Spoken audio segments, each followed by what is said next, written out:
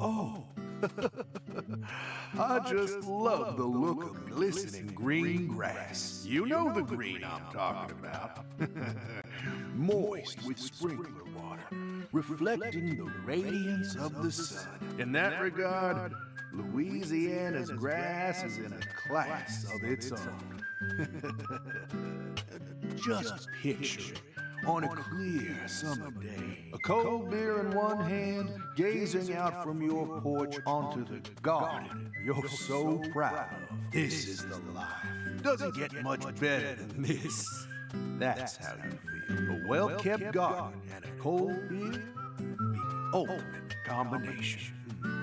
They go hand in hand, just like hot dogs and sporting events. But that grass, it's got a bit of a nerve to it. It doesn't matter how many times you cut it down. It'll always keep coming back and turn your eyes away for a bit. And that's when it'll really sprout up. Up until last week, your garden was perfectly pruned and balanced, symmetrical and pristine. But you wake up the next morning, and you can't even stand to look at what it's become. That's why people work so hard to cut their grass. Like it's some ordeal they've been tasked with by the big man in the sky. Oh. And it never ends. Understand me, Zach? If you want to stop cutting your grass, well, you need to either submit to its growth or force it to wither. That's all humans can really do. Hard work never really gets you anywhere in the big picture. Nothing but wasted efforts. You following me here? Now just be honest with yourself. Be honest, Francis Zach Morgan.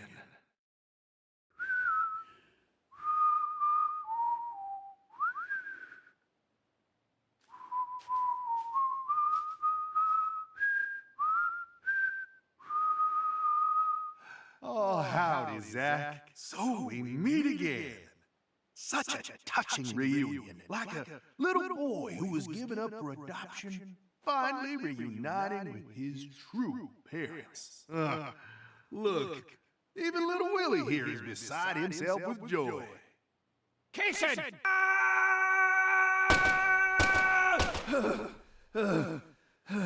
Oh, dear. Damn it! I'm gonna kill you!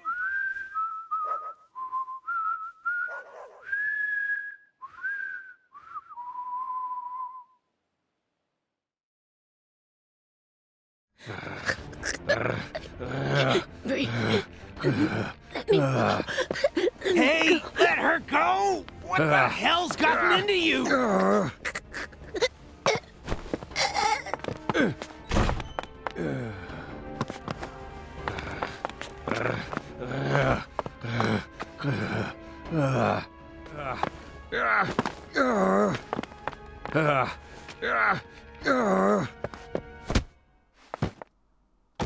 Jeez, are you okay?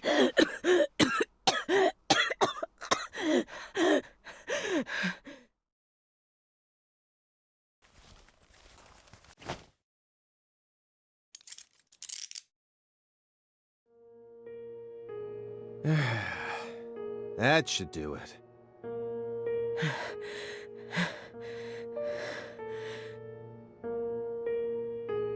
Well, no turning back now.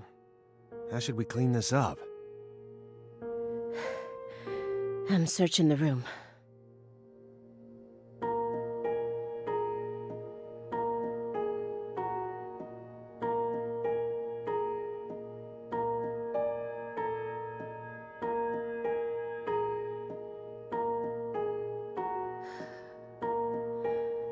This room is pure insanity. But I can't let it shake me. Why did you come here, Aaliyah?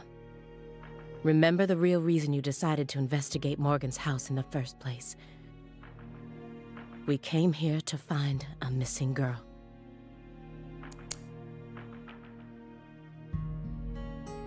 Patricia Clarkson isn't here.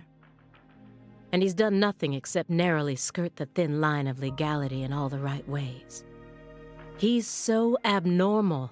How can there not be a single shred of evidence against him? Come on, Agent Jones. I know you're hiding something. What are you talking about? You've been watching him for 4.5 years, haven't you? Can you really stand here and tell me that you never saw a single one of the strange signs I'm picking up on now? What signs? Deadly premonitions. Preparations for kidnapping or terrorist activities. Sexual depravity, violent tendencies, self-mutilation. Or even just contacting a specific person periodically. Nope, nada. He doesn't fit any of that. You think I'd really ignore something that obvious? I may be a schlub, but I'm still an FBI agent. Then why didn't you do anything about this room? Or did you merely choose to ignore his abnormal proclivities? You want to know what I did? I did my damn job! End of story! I was outside the entire time. How do you expect me to notice a room like this from out there? It's as simple as that. At least it was, until you dragged me into this whole mess. Don't blame me just because your big investigation ended up leading nowhere. Then tell me the truth. After seeing this room, can you really say that man is in his right mind? He kept this room a total secret from you for over 4.5 years. No normal human is capable of such a feat. Only a true genius, or a true monster. Can you really guarantee that he won't try anything if we just let him go here? Well, Then you need to help me. Find some sort of evidence that we can use to make him reveal what he's plotting. okay.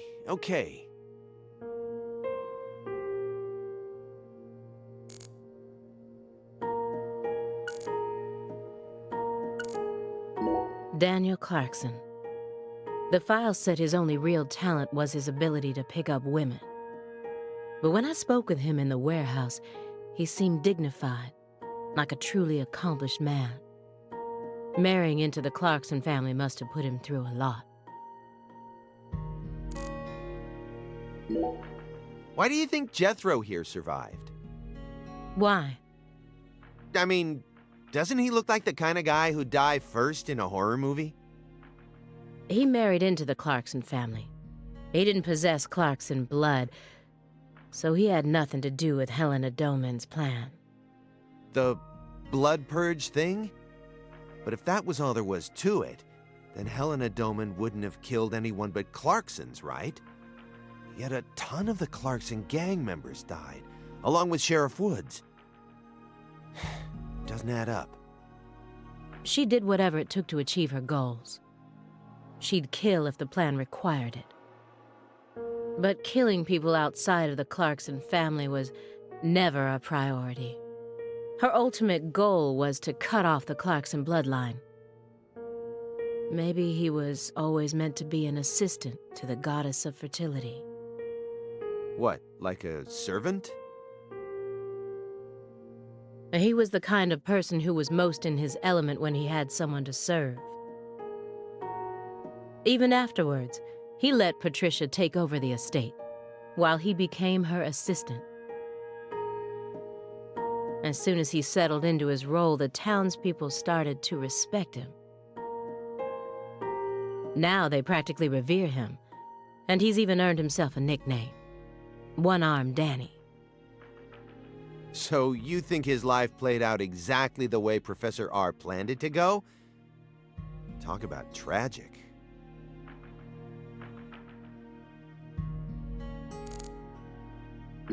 Photograph of Patricia Clarkson. I thought she was imprisoned right here in this room. But there was no one here. Where could she be then?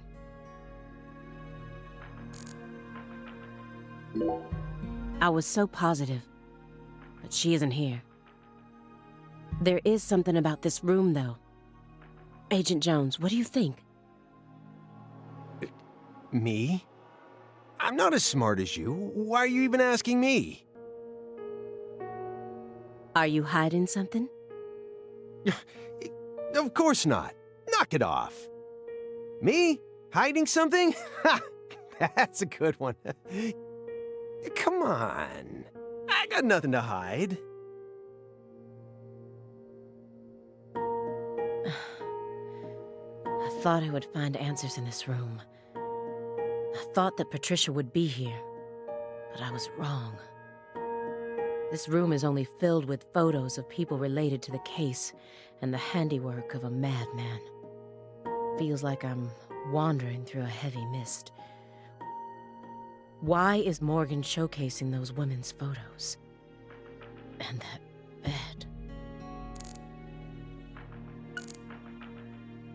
bed. Sheriff Melvin Woods. I never met him myself, but his face makes him look like a very nice guy. His background and childhood didn't have any red flags either. Yet we're supposed to believe that he was one of the masterminds behind that entire incident? If you loved someone from the bottom of your heart, would you ever be able to marry someone else? Or kill for them?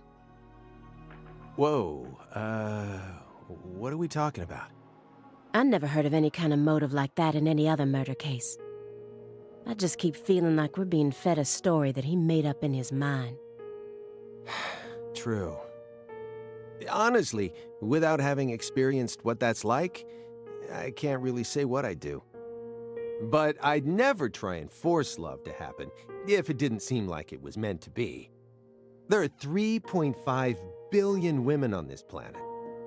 There's got to be more than one specific person who anyone can fall deeply in love with, right? But what if we were talking about pizza, not women? You just discovered the perfect ultimate pizza. But you aren't allowed to take even a single bite unless you kill someone for the cook. Have you ever loved someone with all your heart? What kind of person do you take me for? That's my line.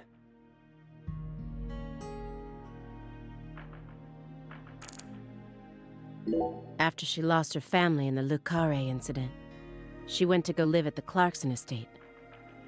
And once she grew up, she assumed control of their empire seemingly without any hesitation. She must be strong. How did she eventually come to accept her cursed blood and the fate it placed on her shoulders?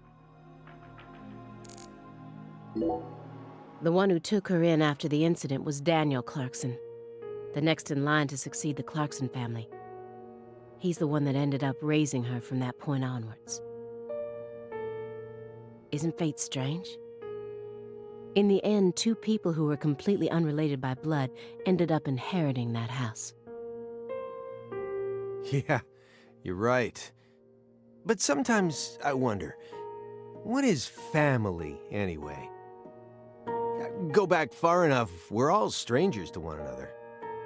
We're talking countless generations, marriages and birth, you know. Humans love to deify the rules they create. It's almost like that's been an unwritten law from the very start.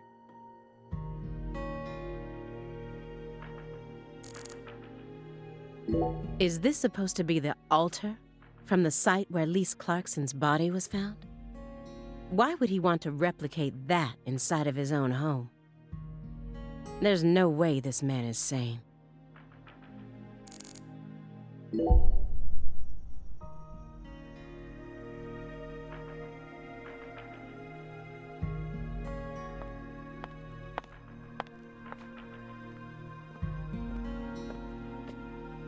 Why did Lise have to die first?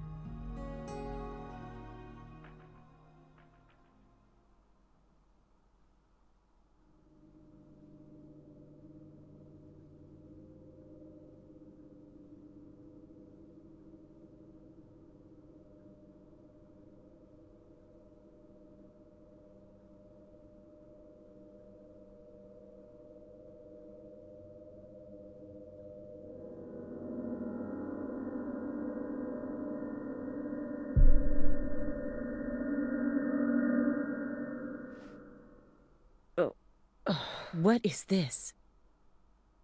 Oh, you gotta be kidding me.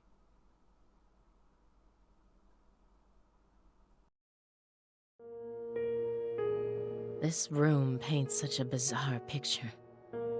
But upon closer look, I can see some strange sort of pattern to it all. Was Morgan trying to recreate something with all this? If so, there must be a reason for all of these weird and hideous things.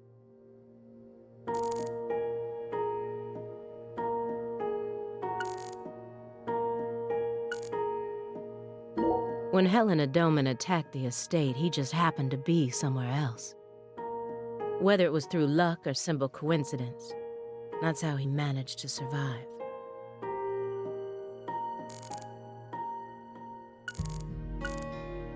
When Helena Doman returned home, someone must have let her inside. You think that was her brother-in-law, Daniel? I don't know. Well, alligators did chomp his arm off. He probably had it in for old man PJ, too. But... you know, I don't think he had anything to do with this. Why not? You're making it out to be more complicated than it really is. That's always the problem with people like you. Too smart for your own good. Just get to the point. Professor R marched straight through the front door to the mansion. She arrived right at her destination using the quickest route possible without having to undergo a single security check. I know. My question is, how was she able to do that? Because she's family. It doesn't matter if PJ disowned her. He never stopped loving his son. A father would never abandon his child, no matter how much they failed to fulfill his expectations. That's what being a parent is all about. Don't look at me like that. I know, I don't have a son myself, but I have a father.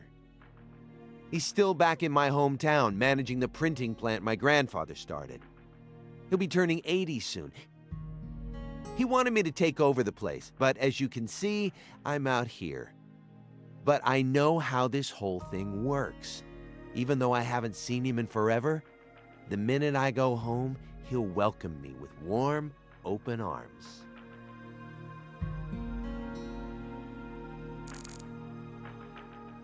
I've seen the bedrooms of countless violent criminals, but this one is on a completely different level. It's beyond insane. What's that? A hunting trophy. A brown bear with a dragonfly eye patch. Why is it smoking a cigar? It's probably supposed to represent Philip J. Clarkson's body. And the elk is? Helena Doman. So that's why it's got such good taste in fashion. And this one is Galena Clarkson? Why did he want to line up corpses that were killed in different places, all together in a single room?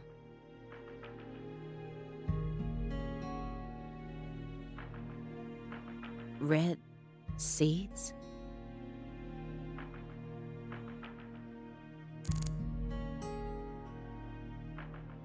A woman so beautiful she felt like she could make it as an actress in Hollywood. And this is how she ended up. Sometimes it seems like God abandoned us humans a long time ago. I feel it more and more with each new case. Galena Clarkson went to California to become an actress. But things never took off for her, so she eventually returned home. Then she murdered her own daughter and ended up like this. Where did she go wrong? She did manage to appear in a few movies, right? Not as any characters with actual names, and never with much clothes on. So that's the only value they saw in her, huh? Sorry, that was insensitive. It's an everyday occurrence in that world. She was also bullied a lot. Bullied? How? They'd cut up her costumes, her scripts, and even her own clothes. Everywhere she went. Then, after 3 years of that, her stylist chopped off a chunk of her hair. By accident. Are you kidding me? I did a little investigating on this. In the end, a self-titled big cheese producer tricked her. She almost ended up going into porn. Not hard to imagine what would have happened after that. One witness said that after returning to Le Carré, she refused to use scissors to cut anything.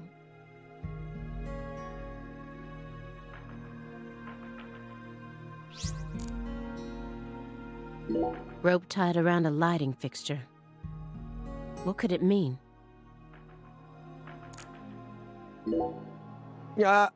You sure it's okay to press that? Won't know until we try. Hey, it's Woodstock. Look, a peace sign. Love and peace, man. Even I can figure out what this is from. It's Jimi Hendrix, Janis Joplin, Grateful Dead, and Led Zeppelin.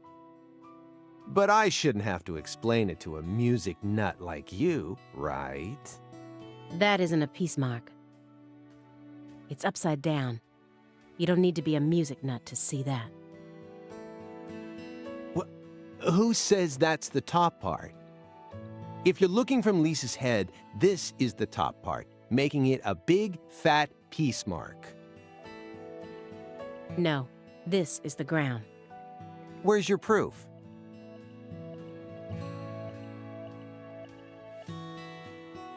The red seeds.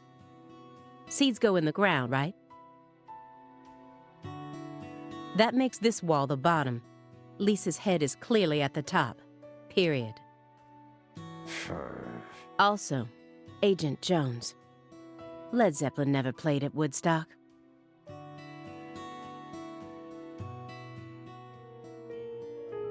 He's representing a human with a hunting trophy made from an animal. I feel like I'm looking at a piece of modern art done in really bad taste. He was going back over the Le Carré case together with the Greenville case. Just as I thought, these two cases are connected, but in a different way from what I originally thought.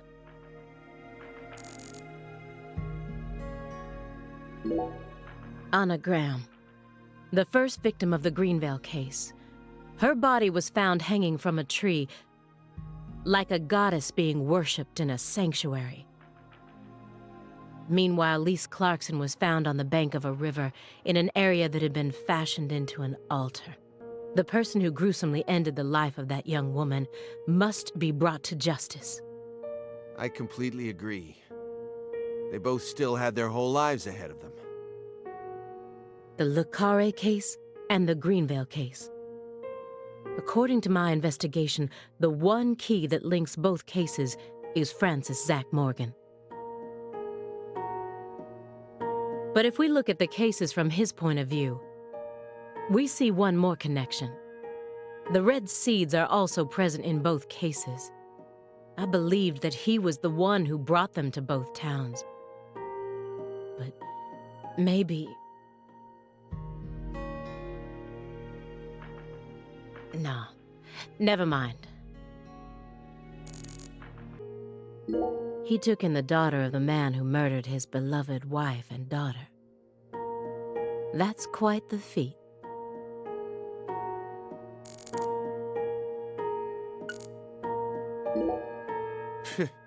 Sure seems like our friend Daniel here was just destined to suffer. He crossed the entire continent and married into the Clarkson family, all for the sake of the woman he loved. But then the love of his life became a drug addict and ended up murdering their very own daughter.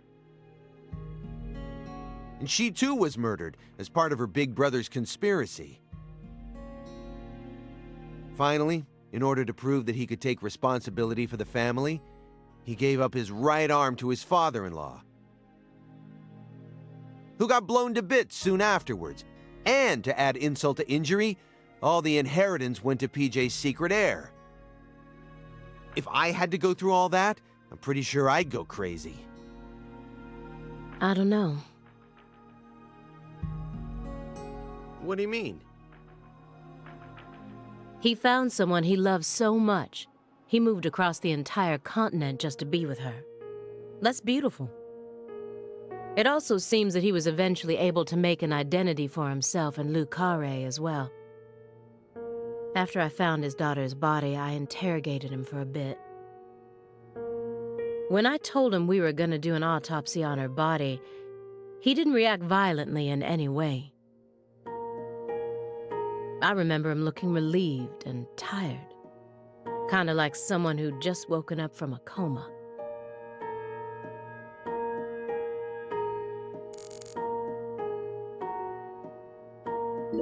According to Morgan's story, she was the mastermind behind everything.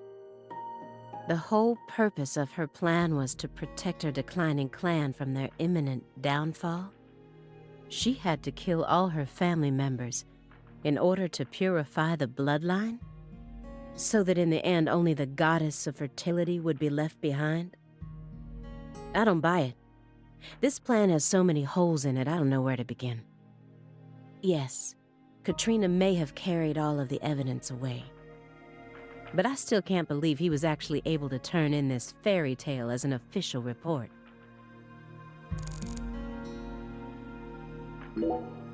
She planned a string of murders all in order to restore the Clarksons to their former glory, right? Yeah, according to Morgan's story. Matches up with the files, too. But the only proof of that is the confession she privately gave to Morgan just before she died. Galena Clarkson was also murdered immediately after she confessed. Don't you think it's all a little too convenient? Well, story-wise, yeah. And the sacrifices. None of the FBI's official records contain an example of an actual human sacrifice. Aside from the cases that Francis Zach Morgan handled, that is. There are tons of examples of animal sacrifice, though. And remember the witch hunts back in the Middle Ages?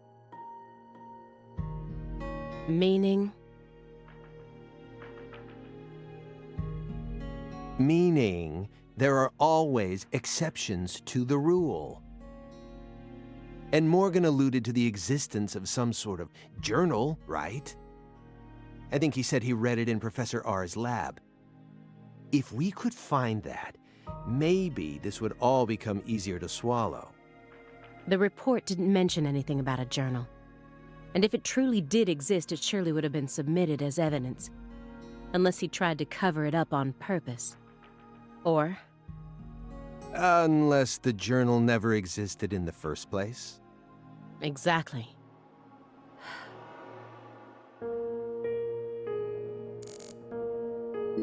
Philip J. Clarkson, the central figure behind the Clarksons' rise to power. He took 2 wives and fathered 3 children. But despite all his successes, he's been immortalized as a hunting trophy.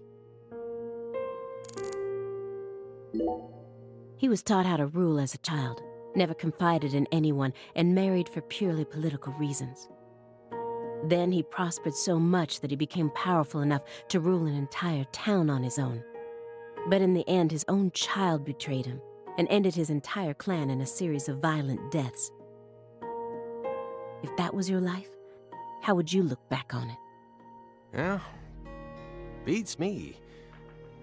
I wasn't born into a rich family, nor was I ever taught how to rule. And for what it's worth, I've also never knocked up a young ex-actress. But I guess the one thing we can say is that any good life needs balance. Get too hung up on one thing and you lose sight of everything else. And if you betray someone, you'll get betrayed too. If someone thinks they can step all over people and then live out the rest of their life in peace, they're fooling themselves. We always get to see how those people end up in our line of work. In the end, they die horrible deaths. That is why pizza is the only thing I trust. Pizza never betrays you. This case took place in Lucare and centered around the Clarksons. Oppressive authority, cross purposes, madness, and love. But Katrina took the truth along with many innocent lives and buried it all at the bottom of the swamp. But there's one truth that can never be washed away. This all started with the death of a young girl.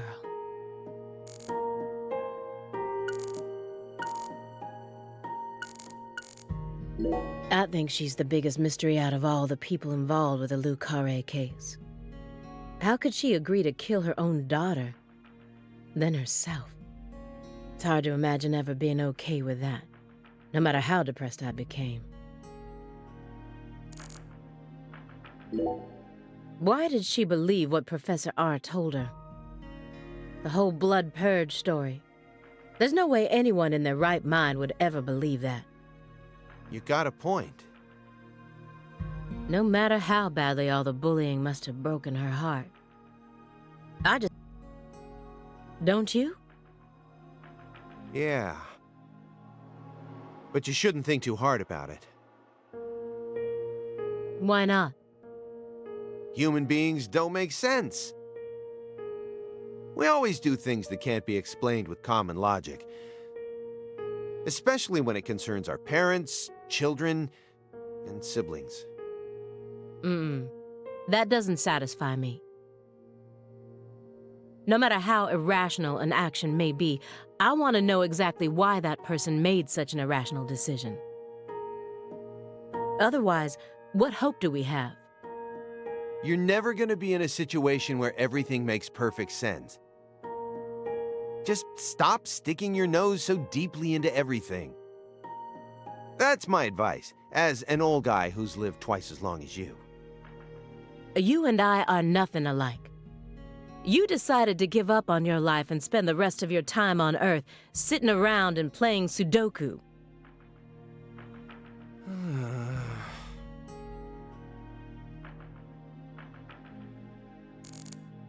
The 16-year-old girl who was murdered in Lucare in 2005. After that, she remained frozen for 14 years, waiting for someone to discover her. I was the one who found her, which means I have a duty to lay her soul to rest. Everyone thinks that the principal thing to the tree is the fruit. But in point of fact, the principal thing to it is the seed. Now I know why Lise Clarkson was murdered first. Lisa's death was Professor R having second thoughts. According to Morgan, her plan was to perform parricide and filicide, then commit suicide. Those were the 3 deaths necessary to complete the ritual, remember? Which means she technically could have killed Patricia first. That would have been the best way to delay any interference from the Clarksons themselves. The reason she didn't kill Patricia first is because Lena was actually following a different plan inside her own mind. Or perhaps she merely changed her plan as she followed through with it. At some point, new emotions started to take root within her. She had second thoughts about something. And in order to shake those off, she used Galena to kill Lise first, in order to cut off any possible escape. But that only made her plan move ahead quicker than she could have ever imagined, which forced her to rush right up to the end with those misgivings always in the back of her mind.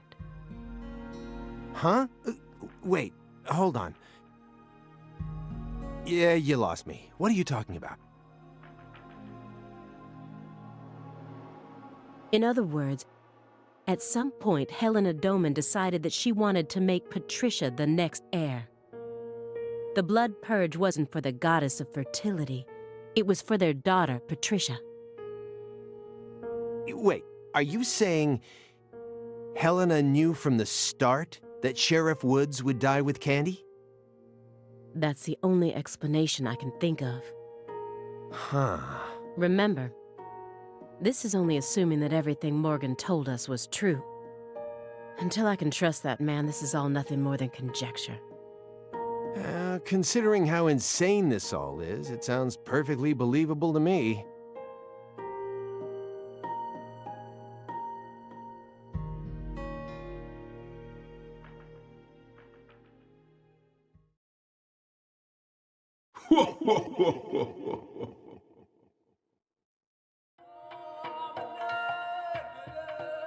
Francis Zach Morgan. Remember me? Oh, cat got your tongue. Understood. You know why I'm here, don't you? Surely you must know what this means. To commemorate our reunion, allow me to give you another oracle. The contract, once signed, will last for eternity. But only in the presence of true love. Did you hear that? Good.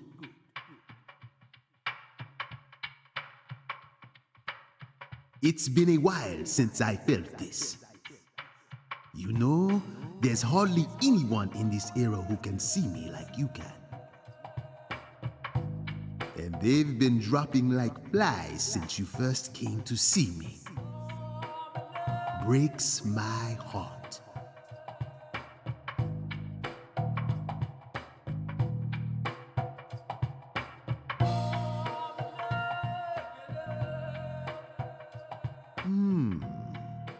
We don't have much time.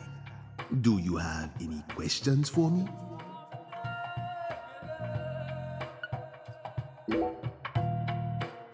Excellent. You pass. You haven't changed, Francis Zach Morgan. But that question isn't for me to answer. Go and see it with your own eyes. Oh, time's up. We'll have to finish this during our next reunion.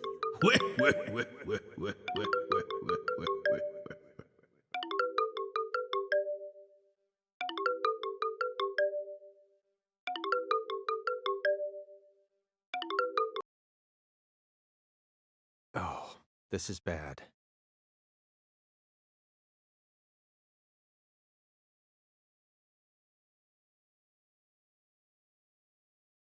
Agent Jones, what is this referring to? Avery Smith kidnapped Patricia Clarkson and escaped. Avery Smith? The vault manager? Why would he kidnap Patricia? Tell me what's going on right now. Well... Answer me, Jones. I made a deal with Morgan. Back when he took me to the bathroom. What? What? Morgan said something to me. If we want to find Patricia, we need to look at Avery Smith. Have you lost your mind? What he said made sense. Ever since 2005, Avery's been working deep inside that cold storage warehouse. He was also arrested in the past for getting too friendly with Lise Clarkson. And after Katrina, he apparently worked on renovating the warehouse for free. What if that allowed him to freely modify the warehouse as he pleased? That would explain why her body remained missing for 14 whole years. And then I did a little check and found out that he never went back to work after Christmas vacation ended. So what? Why would you trust him? I don't. I just decided it was worth investigating, that's all. So, I sent 2 agents to Avery's house without telling anyone. I just called in a favor from an old friend in the New Orleans branch. No one gave you clearance for that. You think you can just... But what if Morgan's telling the truth? If he is, we're both gonna look like total clowns. Clowns who went barging into a former agent's house on completely unfounded suspicions. HQ will have a field day with us. They'll string us up as the 2 dumbest agents to have ever graced the field. I just wanted to take some precautions. And besides, if he is lying, it's still no skin off our backs. Right? If things work out, we'll end up solving a difficult case that's been driving everyone crazy. Imagine that! You and me, just the 2 of us, solving a case like this. I'll be able to jump ship on this crappy job. And you'll be able to freely investigate all things San Rouge, just like you've always wanted. Besides, you know that Morgan is Director Abraham's favorite. Even if we get into some sort of trouble, if Morgan testifies to Abrahams for us, we'll totally be in the clear. I don't care. This isn't the way things are supposed to be done. Well, I'm sorry. But I had no other choice. You were so engrossed in this, and come on, you know how I am. Besides, saving the hostage should take priority above all else. There's no time for squabbling. We need to find Avery Smith no matter what it takes. But how? Well... Thanks to your heroic maneuvers, we just lost our suspect. I know, but... I know how to find him. I should be able to see the other world, the way I am now. Just let me go, please. Morgan? It's okay, my fairy. I know I can convince them.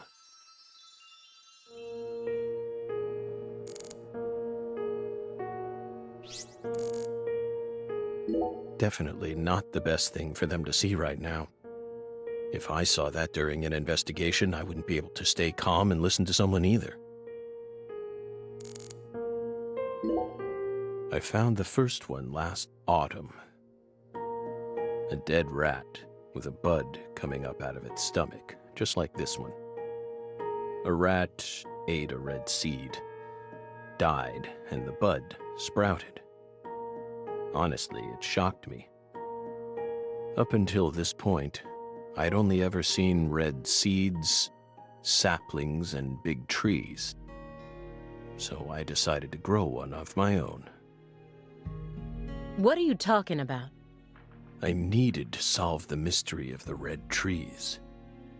Why do they exist? But all of my sprouts died without ever growing the tiniest bit. Forget about a big tree. I couldn't even grow a single sapling. So you kept experimenting. 2 days after the seed enters a rat, it takes the rat's life. On the 3rd day, a bud sprouts up, then grows to that size after 5 more. I tested this on 137 corpses. In only a few months? But I was never able to grow a bud any larger than this size. I still remember what he told me. Apparently, there's a special trick to making these grow. You're totally insane.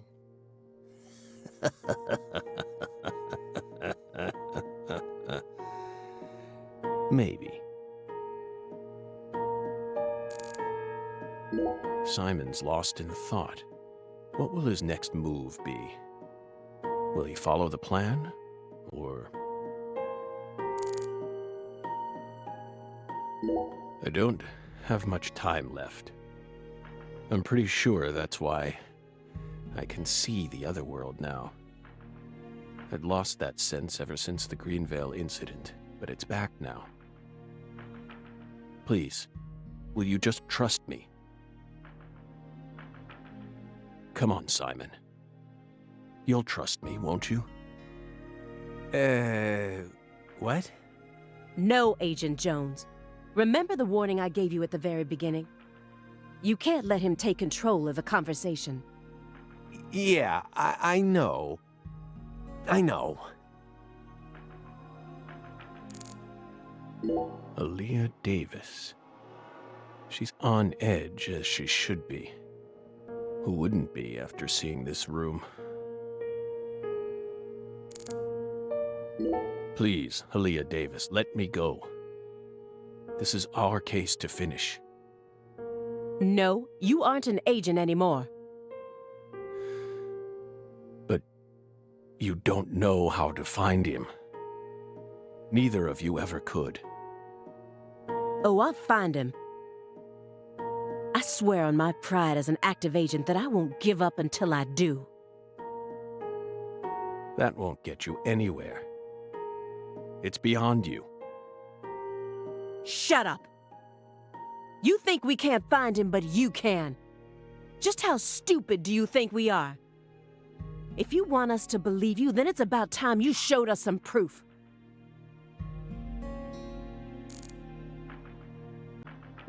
A lot of time's passed since I last saw Patricia. If I hadn't gone back to Lucare, she probably would have never been kidnapped. I dragged her back into her cursed destiny. Hey, Belle. Your hypothesis was pretty much on the mark. Last week, I went back to Lucare. Then I bought a used car and got on a train in Trenton. But not for the reason you think. I wasn't stalking Patricia. And I never... Then why would you go there? Why would you risk so much, especially since you knew that you were under surveillance? Because, once again, I'm chasing Sang Rouge. Sang Rouge? Even after I quit the FBI, I continued to study the red trees on my own. And now, I've come to the conclusion that those red seeds and Sang Rouge both come from the same roots. I also found proof that someone's inherited the original recipe. That's why I flew to Lucare, to confirm my suspicions. But I was more powerless than I ever could have imagined. I couldn't move like I used to. No badge, no gun. So, after wandering aimlessly around town, I swallowed down my torment and my weakness and left. You expect me to believe that? I know you've got it in you. What's that supposed to mean? You found Lise Clarkson's body. The one thing I never did. And only a few days after discovering the body, you came to visit me. You should be fully capable of discerning that what I'm telling you is the truth. Talking much about oneself can also be a means to conceal oneself. You can't trick me.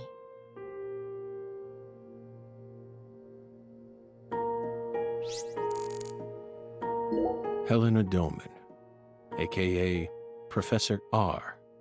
Her complicated life only added more complications to the Lucare case. She's the one who gave the red tree a chance to take root inside her.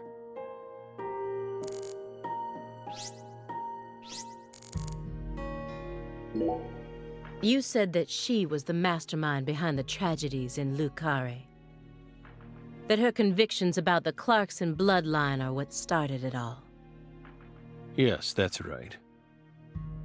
She instigated her younger sister into killing her own niece. Then she committed suicide immediately after killing her father, hoping that Sheriff Woods would be able to complete her plan.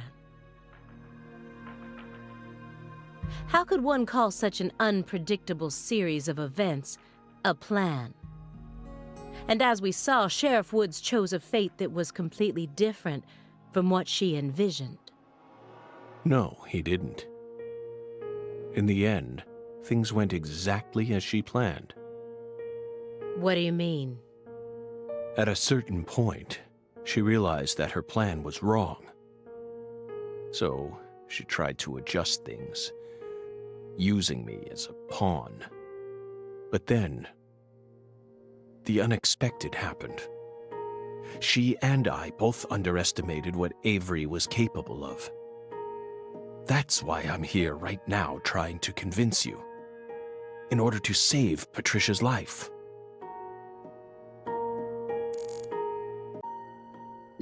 A strange man was stalking Lise, and Patricia resembled Lise so much that I once confused them for a moment, meaning it would be no surprise if the same man went after Patricia. Why didn't I think of that until now? If your story is true, then why did Avery Smith kidnap Patricia? Patricia resembles Lise. I even got them confused once. And Lise reported being stalked by a 10-foot man.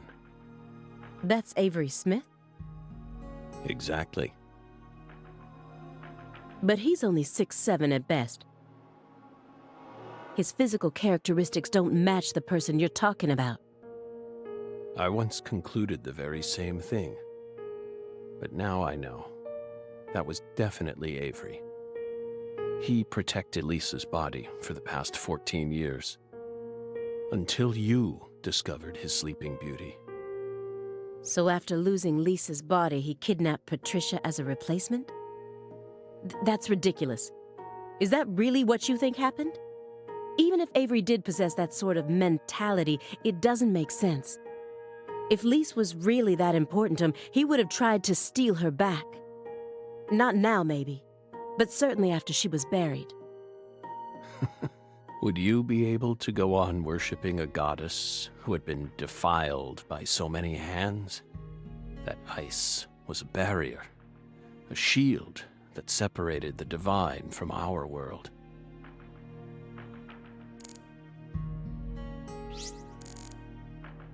The man who built up the Clarkson Empire.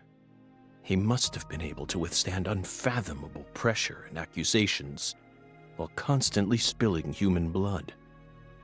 The more I learned about him, the more I felt like he was completely beyond my reach. He possessed an impeccable mind. I can still remember that even now. When I first met P.J. Clarkson, how did I feel? I just thought, oh, so this is what it feels like to be in the presence of a truly powerful person. He had a very unique aura, as if he had surpassed the realm of good and evil. It's the kind of feeling you get when you come face to face with a legendary actor or an influential politician. So I was also able to sense the deep darkness that trailed behind him. The more he shined, the more the people around him had to squint to shut out the light. The heat was just so intense that it forced people to shut up their hearts in order to keep from burning up. But Patricia was different. She greeted travelers with a warm embrace, like the real sun. I'm going to save her. Even if I need to walk through a bullet to get there.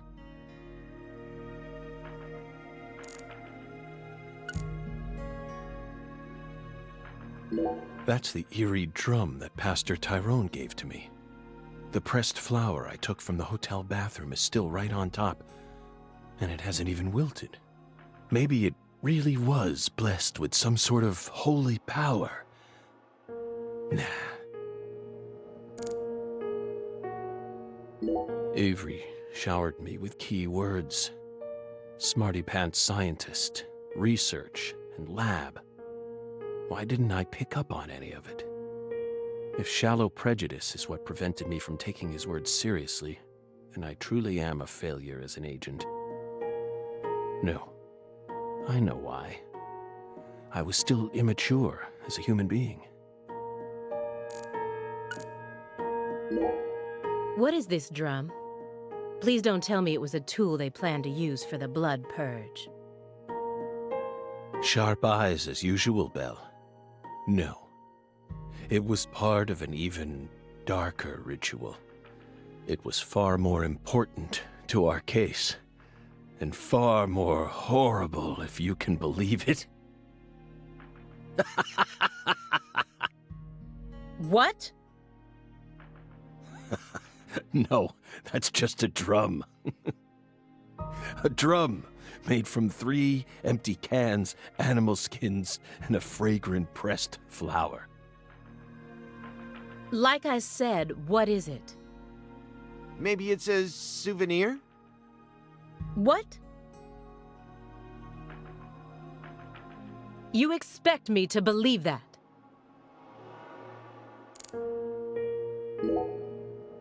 You said that someone inherited the Sang Rouge recipe, didn't you? Is that someone Avery Smith? It has to be. Avery used to help Professor R do research in secret. What? Well, that wasn't in the report.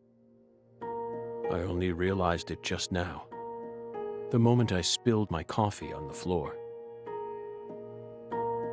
Avery revealed that he was helping with some sort of research. But at the time, I let his confession go in one ear and out the other. Now that I look back on it, I realize it was solid proof that he was helping her produce Sang Rouge. What makes you think that? He had free access to the deepest parts of the cold storage warehouse. Oh. Wait. Meaning... Sang Rouge needs to be produced in an extremely cold environment. Exactly. Aaliyah Davis. You already considered this possibility, didn't you? That's why you investigated the cold storage warehouse as soon as you got to Lucare, in order to locate where Sang Rouge was being made. Then, you came across Lisa's body by pure chance.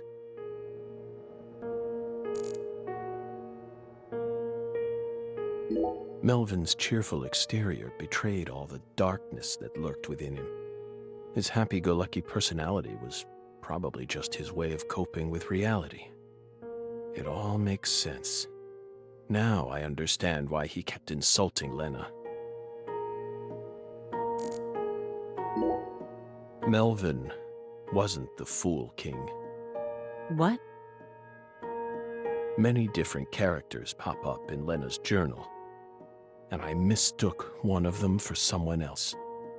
What are you talking about? After Simon hit me and I fainted, I had a dream. Now I'm convinced. I'm the Fool King. The Fool King was always meant to be an outsider who suddenly arrived in Lucare. And the man she felt a need to eliminate wasn't me, but Avery. Lena realized her plan was on the verge of falling apart. She also guessed that I would be able to save Patricia from Melvin. The one worry that remained in her heart was leaving Patricia behind and how her life would play out from that point on. Especially since she would be left behind with Avery, a large, childlike man who's beyond anyone's control. She wrote that journal entry hoping that I, the Fool King, would be capable of stopping Avery. And she wrote it in a specific way in order to try and rouse me to action. Lena and Melvin both entrusted me with their daughter. So please, just let me go.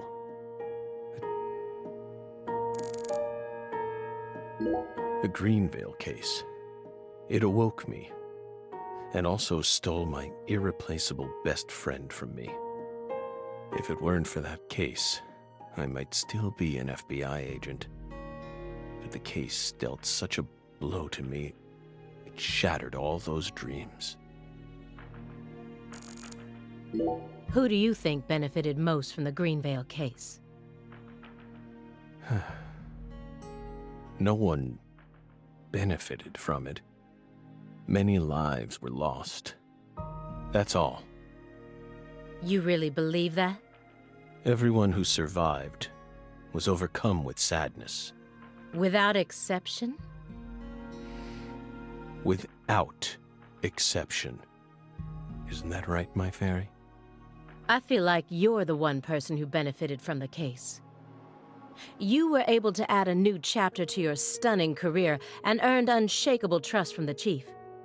That's what allows you to go on using his intel network as you please, even though you're retired. Are you seriously suggesting that? Sickness is destroying my body. I feel like I'm on the verge of losing my mind. Yet, somehow, I'm unable to forget the cases connected to those seeds, whittling down what's left of my life, chasing them. You really think I'm doing all this for nothing but self-interest? Is that really what you're saying? Aaliyah's smart. She's top class, even within the FBI. She must understand that what I'm saying makes sense. The problem is that she's too smart. The way she is now, she'll refuse to accept anything that can't be explained with logic. I understand what you're trying to say, but it's too perfect. It's too perfect, just like that report of yours. How could you come to such a detailed conclusion after spending years shut up in this room? It doesn't make sense. The only possible explanation is that you're bending the narrative in the direction you want it to go. Why do you think I left the field for 2 years after Greenvale? That case cost me not only my best friend, but also my special talent. I never thought I'd lose something like that. But ever since then, I've been unable to solve cases using that method. Metaphysical offender profiling. I tried everything I could think of to regain my lost talent, but it never came back to me. That's why I quit working for the FBI. And without anywhere else to go, I simply spent my days seeking truth, searching for an answer I'd never find. So time continued to cruelly pass me by, until finally, a disease started eating away at my body. I thought it was all over for me. But about half a year ago, I finally reached my conclusion. Everything started with the red seeds. He and I encountered these seeds long before we reached Greenvale. Under the seething, mind-melting sun of Louisiana. Then, for some reason, in the beginning of December, I finally regained my talent. And instantly, I could see the other world again. Get it? Through allowing the cancer cells to ravage my body, I regained the power to travel to the other side. This is the only answer, Aaliyah Davis. Truth is a surprise, born from coincidence and an unknown power.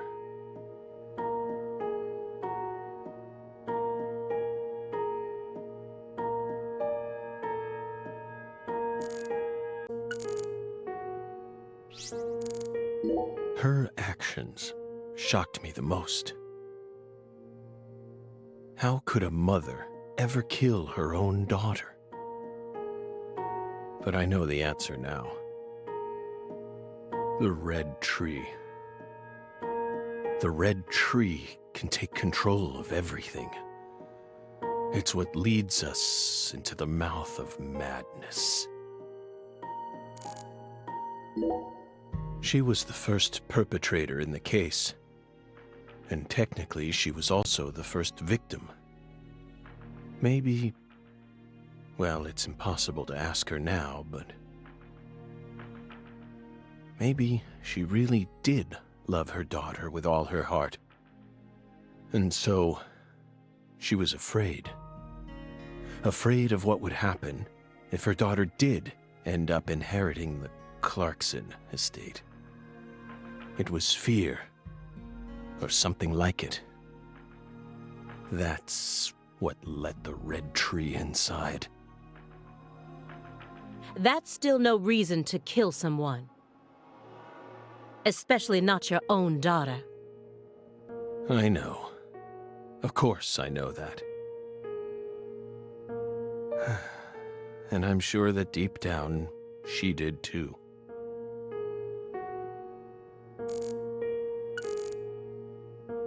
Melvin, neither York nor I were able to uncover the darkness within you. How did we miss it? We could. Are you and Candy fine, or are you? Melvin, neither York nor I were able to uncover the darkness within you. How did we miss it? We couldn't even save you. Are you and Candy finally happy now on the other side? Or are you still suffering, trapped by the bonds of the red tree? I made a promise with Melvin. He entrusted me with Patricia, all he had left. But immediately after you solved the case, you sent her to the Clarksons and left town. Isn't that right? You let go of her a long time ago. So you have no right to step back into the picture now. That was the wrong thing to do. I was young. But now, I have the chance to right my wrong. You can't be serious. You can barely stand up. Hey, Aaliyah. I know, Agent Jones. I know I'm stepping over the line here. I just want to make it clear that we can't trust a word of what he says.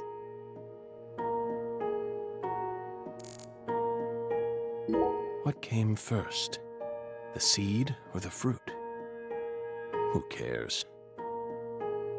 To me, those red seeds are the beginning and the end of it all. Two bizarre cases derailed your life. It must have been extremely painful. You have my deepest condolences, but that doesn't put you in the clear. You're still a suspect. A suspect? For what? Patricia isn't here. The murders of Sheriff Melvin Woods and Candy Woods. Their bodies were never recovered. Katrina carried them away, along with many other lives. Aside from that report you wrote, there's nothing that proves your innocence. Hey, let's not jump to conclusions here.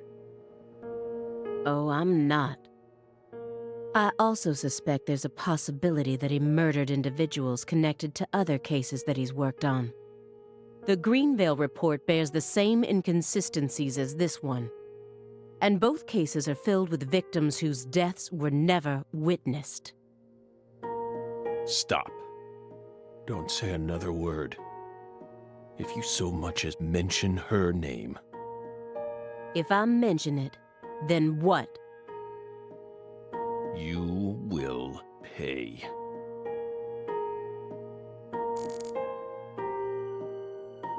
Twinkle, my fairy.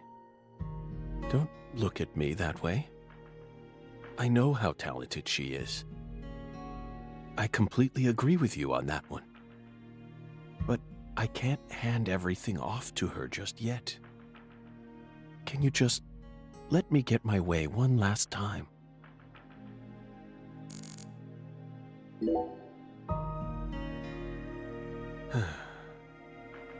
Belle. No. Special Agent Aaliyah Davis. You're exceptionally talented, I admit it. You found Lisa's body, then discovered the red seeds all on your own. You even noticed that there was someone else in this room. You've got amazing intuition. You're a hunter with an extremely keen sense of smell. But you still can't perceive the other world the way you are now. That's all there is to it.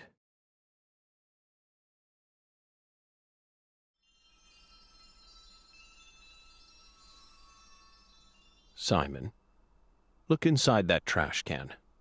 Huh? The trash can? It's right behind you. Then you'll know for sure that I'm telling the truth.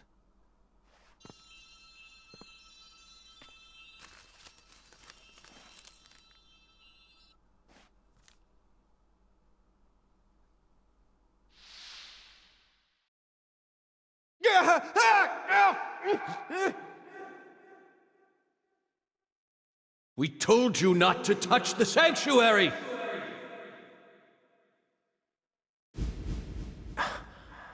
What is this?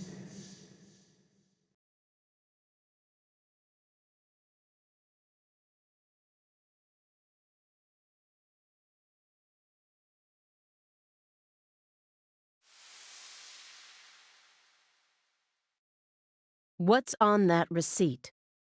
What is it, Agent Jones? F.K. Holy crap. Huh.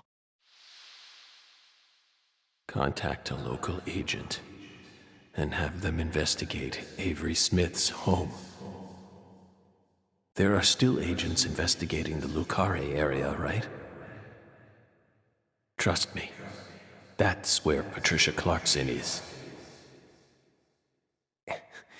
Trust you? Where's your proof? Ask Aaliyah Davis. Ask her about the name of the person who tipped her off. What do you mean? You're from Chicago, and you love pizza, right? Especially deep dish pizza, smothered in cheese. What does this have to do with pizza? Just ask her. And ask her why she decided to take this case in the first place. Got it? Pizza will never betray you. So you need to trust it, too.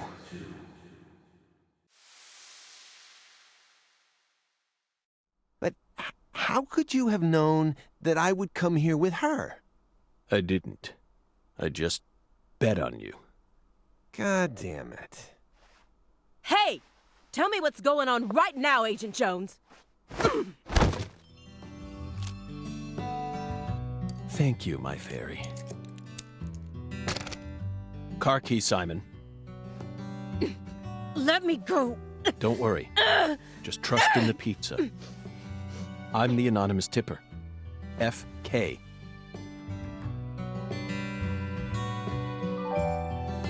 It's on the corner of 3rd Street. A 69 Pontiac GTO. You've got excellent taste. Lend me your gun, too. Agent Jones! Don't you see what you're doing here? This is a severe obstruction of justice. You're violating the FBI code. Yeah, Aaliyah, I know, but pizza will never betray me. Pizza? Tell Abrahams to prepare a private jet for me at the airport. I know Robert won't turn his back on me. Wait, Morgan, are you serious? The chief would never lend out a private jet to a civilian like...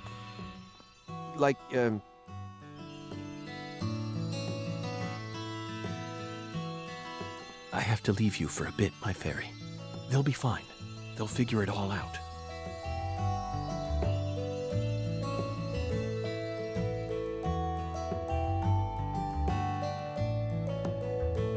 York, can you hear me?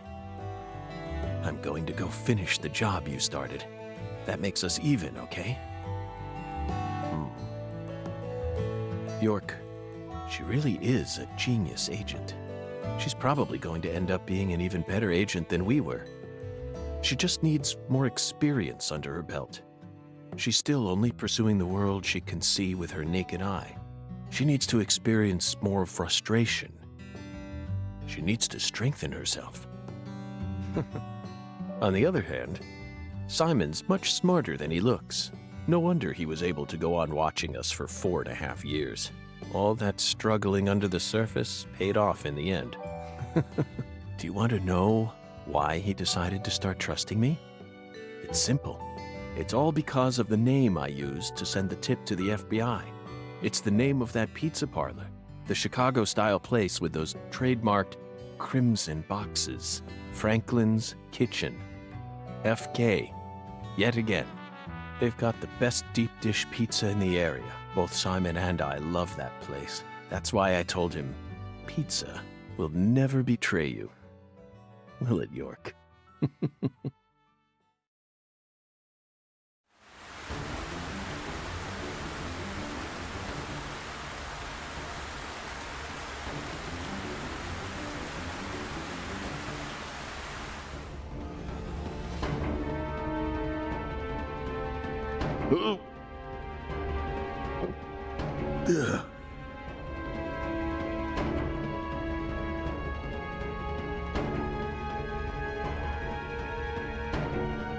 York, it's almost time. Let's finish this. I'll be there soon. Watch my back, will you? This is going to be my final battle. So I'm this far gone, huh? But unlike 14 years ago, I feel more at home in this world now.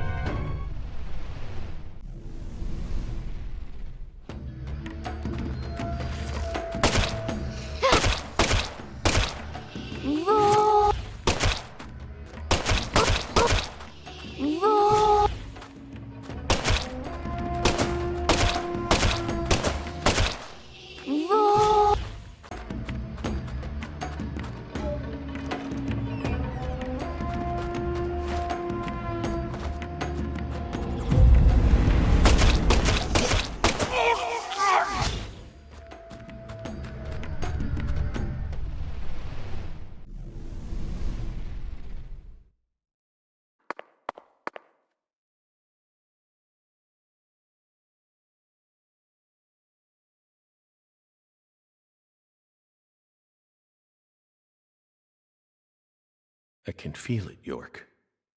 There's something in this room. What do you say we gather up some puzzle pieces for old time's sake?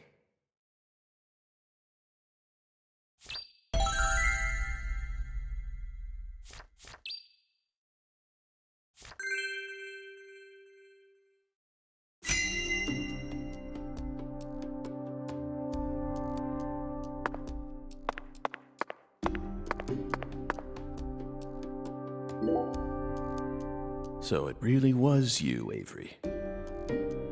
I finally found the 10-foot-tall giant. Lena once said that the red soul could enhance people's unique characteristics. In your case, it must have enhanced your physical characteristics. Personally, though, I don't think enhance is the right word here. This is simply a physical mutation caused by a drug overdose.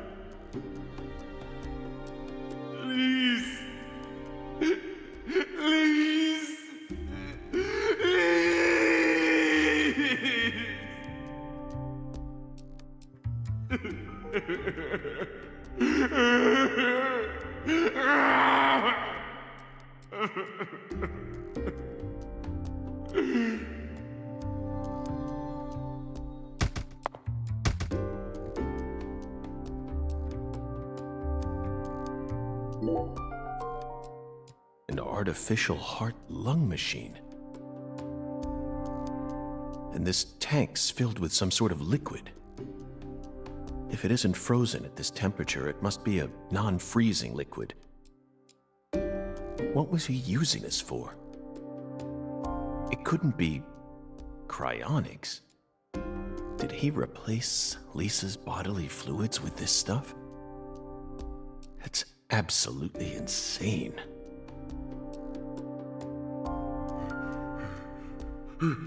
Lisa, this juice it came from that powder. Yup. Gave me strength. I'll put it in Lisa's body. Yup. So Lisa stay pretty forever.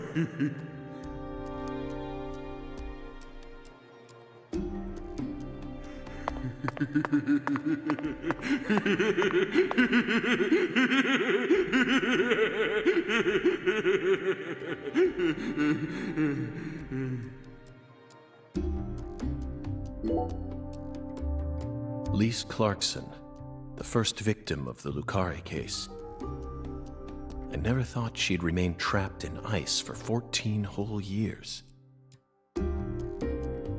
Hey, York, why didn't we work harder to find her? I regret it from the bottom of my heart now.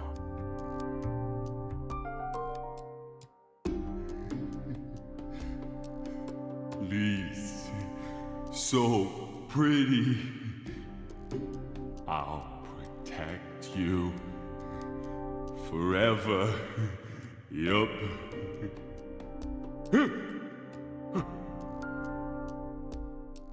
Lise smiled. She's smiling at me. Yup.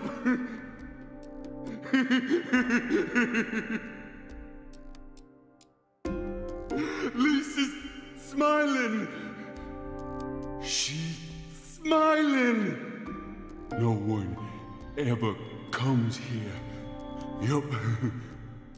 I can hide Lisa here.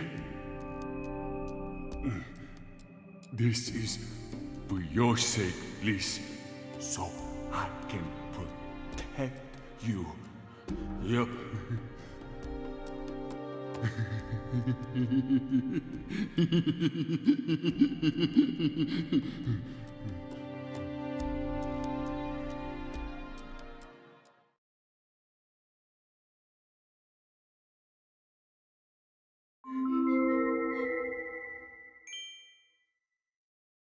Avery trapped Lise here in that massive block of ice.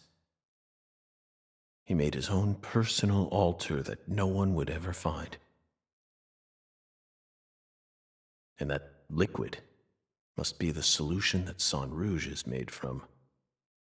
He used that to keep her body from decomposing.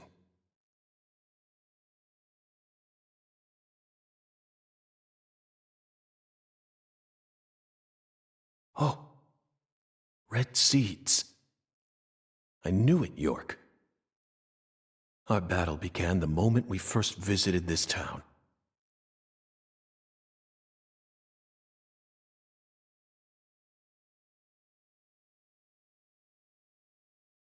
A trail of seeds.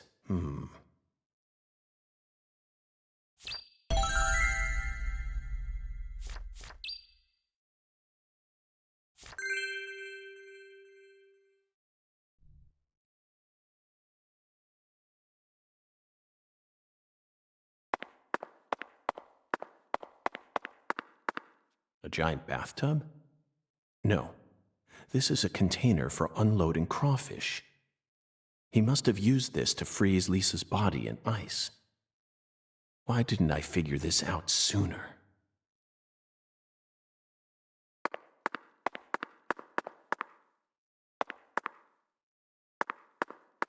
This is beyond freezer burn.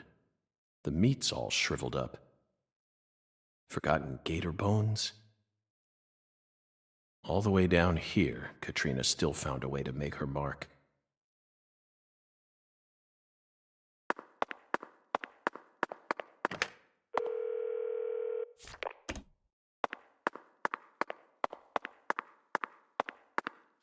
One of the key ingredients to Cajun cuisine, utterly wasted. I should have taken a couple of boxes home with me when I first came here. Were these frozen oysters? Hard to tell now. After the hurricane, no one entered this warehouse for a long time. What are these huge crab legs doing here? Or are they shrimp legs? Not that it matters. We need to find Patricia.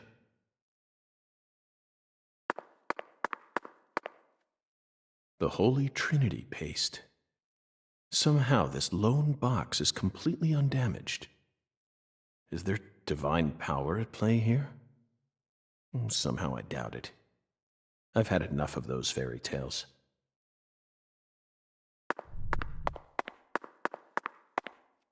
The seeds lead this way.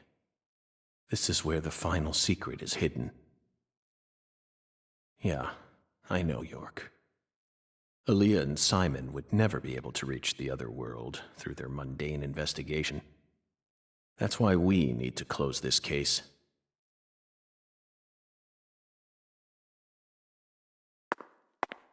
He's got a strong grip. Strong enough to crush a steel door. This must be the entrance to the Smarty Pants scientist's lab.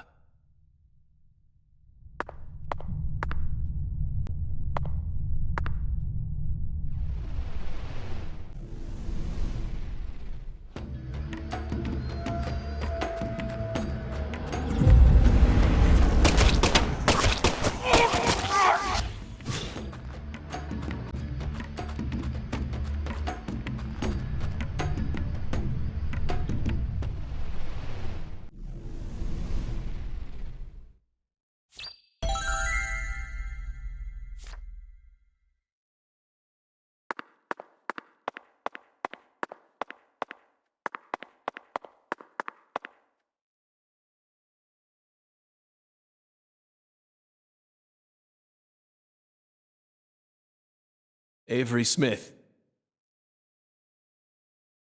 After all this time, I found my way back to you. Back to the truth about just how special Lise was to you. They mentioned you so many times. Mrs. Carpenter, Alexis. But I didn't catch on. I completely glossed over the monstrous karma you've accumulated. You met the goddess together, with Professor R's red soul. And you obeyed them, just as the goddess ordered. But then, the goddess died. You lost everything, and you went out of control. So, Professor R decided to give you something special. Lisa's body. You didn't steal the body. She gave it to you, didn't she?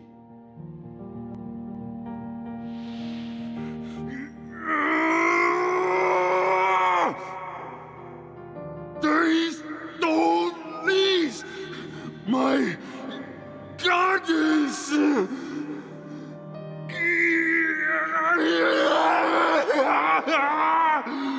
No goddess! No Lise! So sad! Hate being alone. Makes me sad. I'm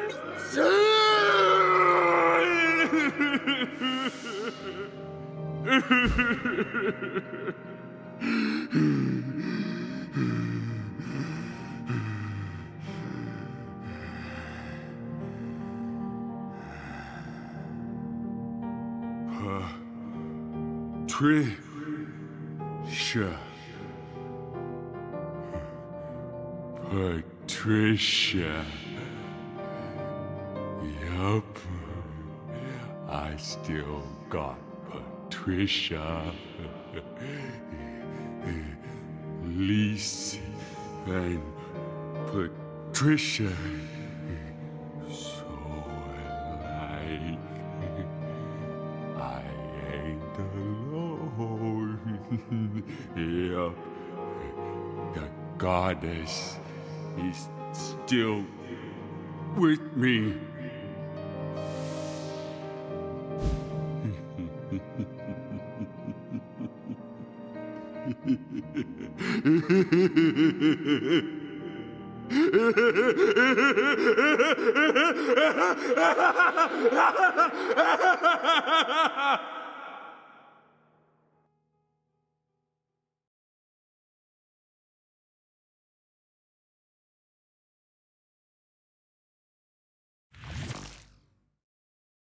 Where's Patricia?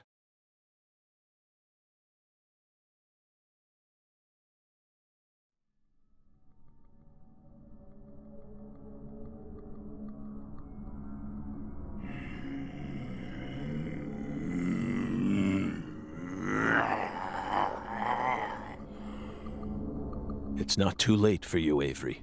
Turn yourself in. Stop now, and I'll even testify for you.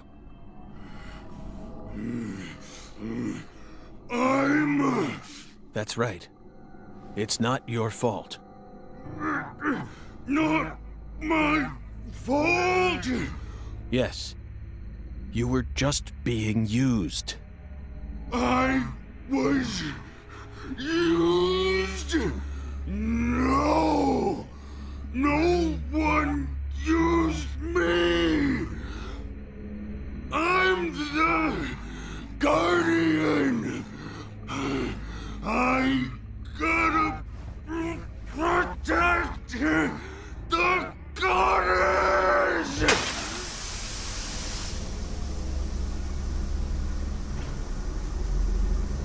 She's mine!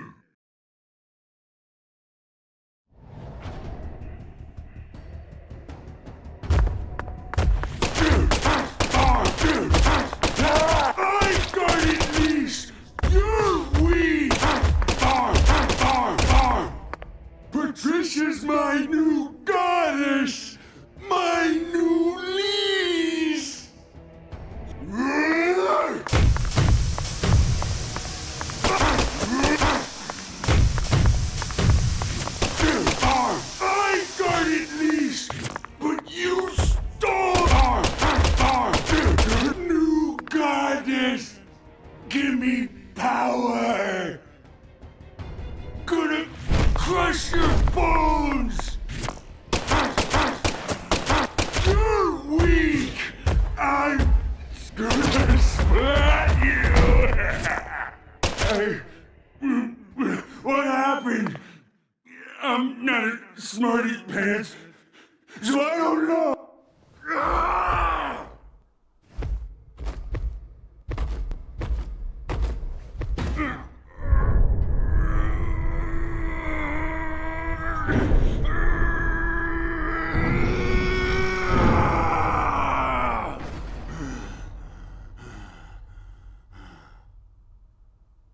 Patricia.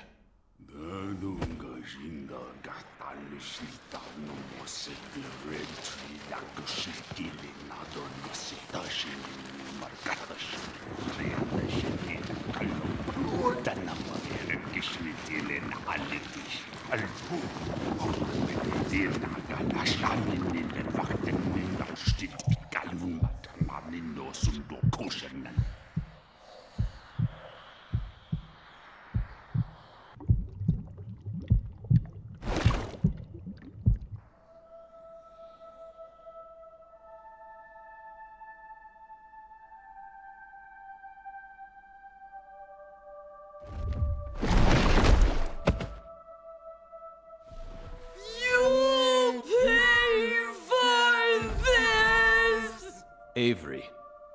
So that's your new altar. Sorry, but that religion won't last much longer. Patricia's coming with me.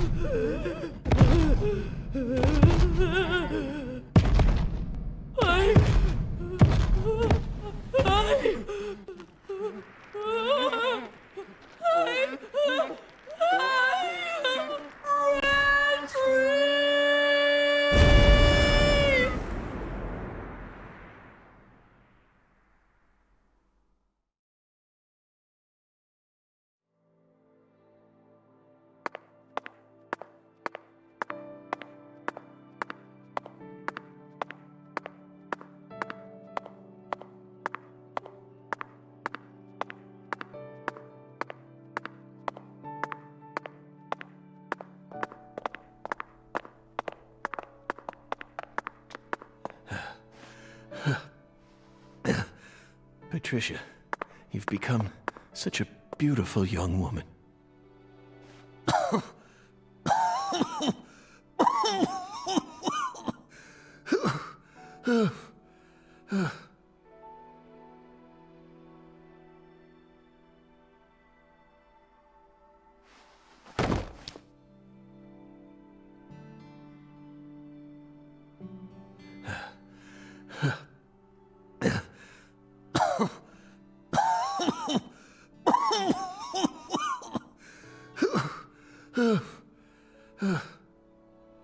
Why are you here? I didn't ask you to come here. What do you think you're doing? I'm... Trying to act like some big hero? No. You never change. Always butting into people's problems. You wouldn't even let me die back then! What? Do you know how much pain I had to suffer because of you? Thanks to you, I had to live out 14 more years in hell! But... Who do you think you are, anyway? You should have just let me die! I could never do that. I could never just stand there and let you die. Never. Never. Well, you should have. But... You should have just let me die! Just like you did with all the others. You let them all die! Stop. Stop it. No, I won't. You built up such a towering mountain of corpses. No! Yes, you did! You're possessed by death! No. I'm not. I did it for the sake of justice. Is that why you let her die? For the sake of justice? Don't say it. Please. Whatever you do, just don't say her name. Emily Wyatt. No! Emily Wyatt. Oh, damn it. Damn it. Damn it. I couldn't protect her. Yet I survived. I lived on to accomplish nothing. Damn it, York. Please. Just take me. Take me to the other side.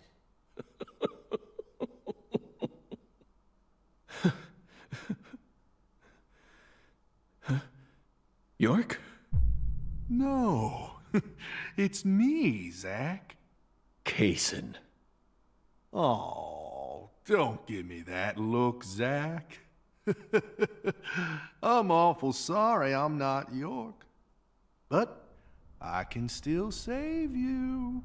I could even take you over to the other side, if that's what you really want.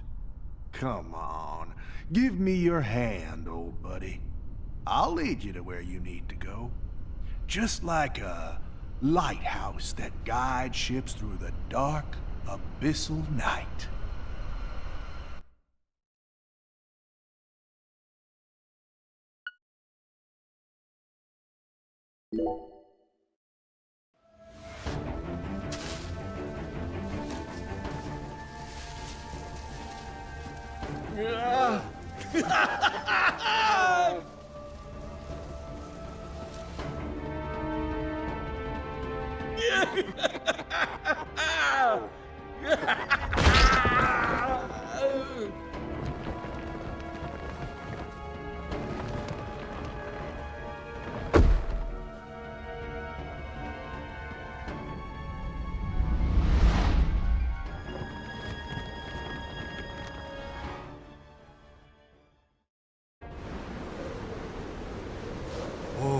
Welcome, Zach, to the Red World. You become such a fine monster. Lena and George could never hold a candle to you. They really disappointed me, you know? Especially Lena. I can't believe she actually tried to outwit me. Right at the very end. See, my plan was to have Patricia die, then let Candy and Melvin survive. The goddess of fertility and her hubby, the Great King, working together to turn the entire South into the Red Kingdom. Yet right at the last minute, who appeared but York? That little rat. He saved Patricia. Then both the goddess of fertility and the Great King died. That pathetic little girl she left behind made all my hard work go to waste. But Zach, I see now that you are well worth all the years of hard work I put into you. The results are truly marvelous. Like the finest bourbon, matured after long years of patience. By the way, did my letters make you cry? Oh. Don't tell me. You actually thought Patricia said all these? Come on now. She was too busy for any of that. You actually thought she'd waste her precious time on you?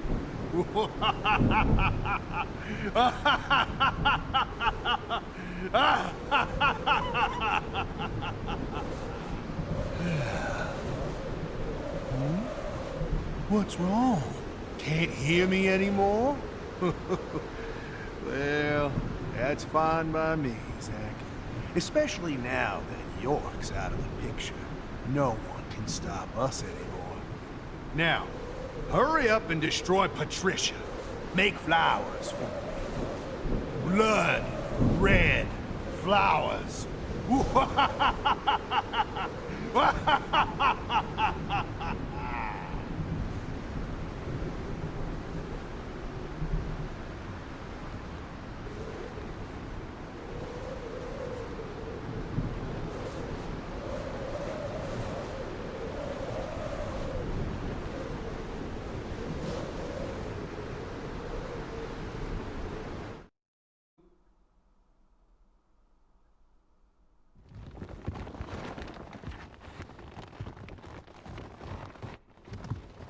Stop right there!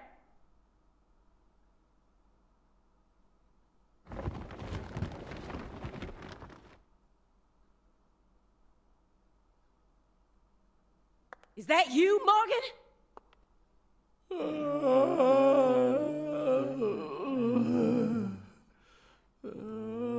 Don't move another muscle. Francis Zach Morgan, your story, your reasoning, I accept most of it. So just put your hands down and give it up. I'll take it from here. Yeah. Oh. Hey. She ain't half bad. She can't see this world, but she still managed to find her way here using nothing but her nose.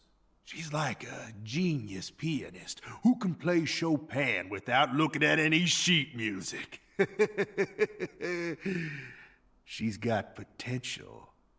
Isn't that right, Zach? Ooh, I just got a nugget of an idea. I know the perfect way to use her.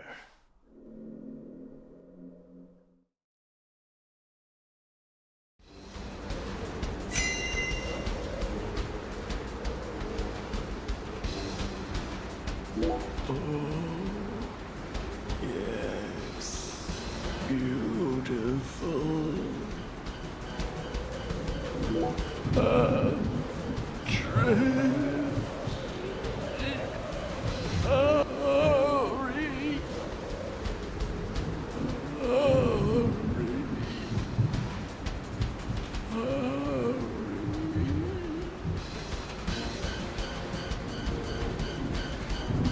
In my way.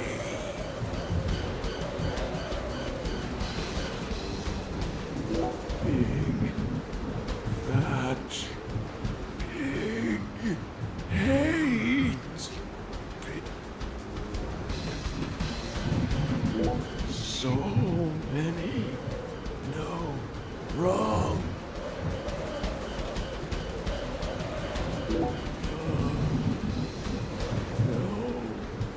Can't remember.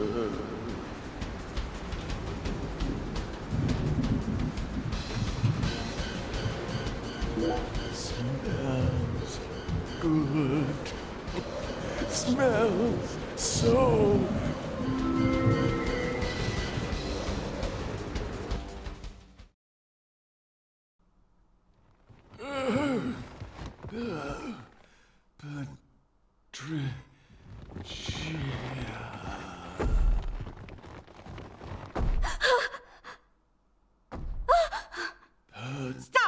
away from her! No!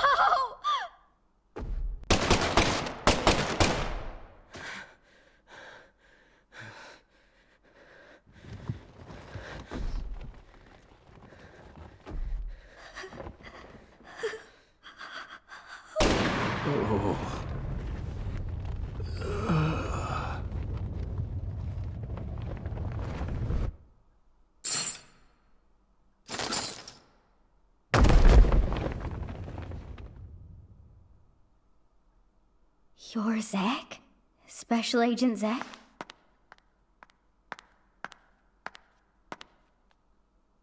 You came to save me, didn't you?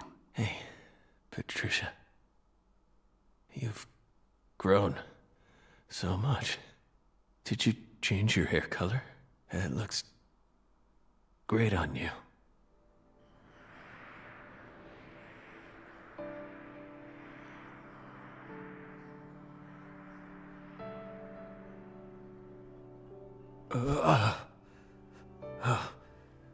Good. Good. Looks like I made it. Zach! Trisha. I don't have much time left. I'm just glad I got to see how much you've grown before it all ends. What are you saying? Don't be stupid. Don't worry. When I die, so will this tragedy. I always knew it would. He and I are two sides of the same coin. We've always been one in the same. If I disappear, so will he. You don't need to worry. Patricia, you can be happy now. No, you're not allowed to do that. The contract's still in effect. Here, look at this. Was this all a big lie? I promised to protect you from all the evil in our world.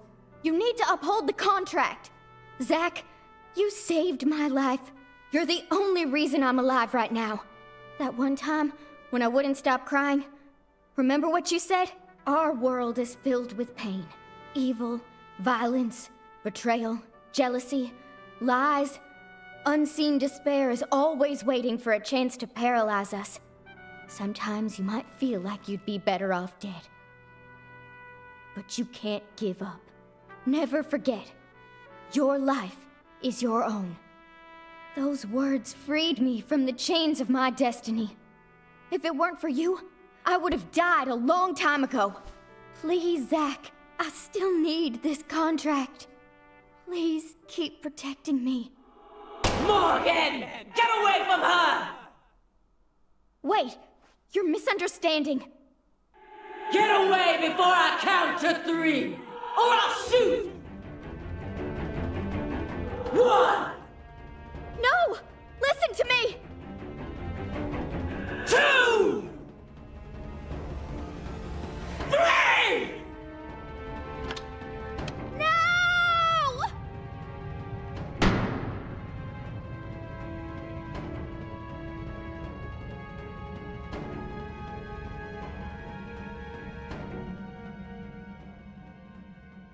Patricia!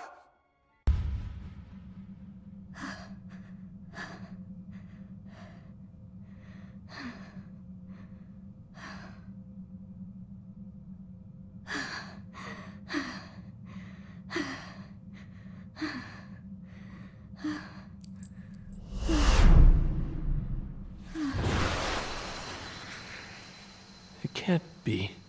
Is this a miracle? Oh, God.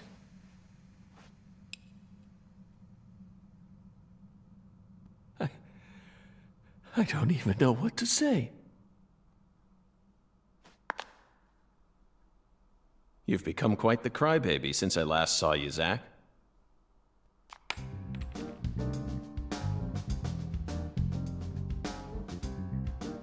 Hi there. Good to see you again, Patty. Who are you? FBI Special Agent Francis York Morgan. Please, call me York. That's what everyone calls me. Agent York? You're with the FBI? Just like Zach? Yes, that's right. I'm Zach, and Zach is me.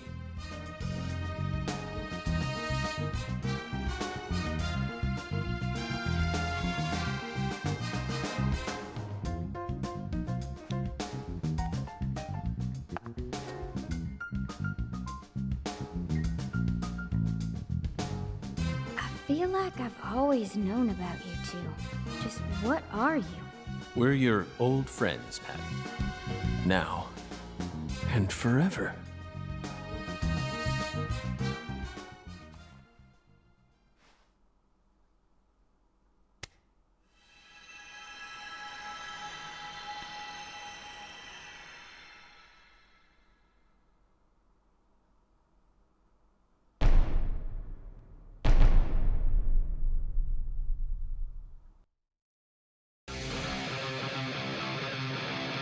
Aim carefully, sister.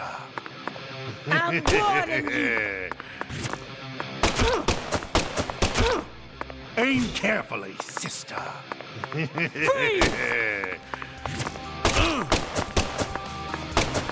Aim carefully. I'm warning you! Aim. I'm warning you! Patricia Clarkson, I'm here to save you!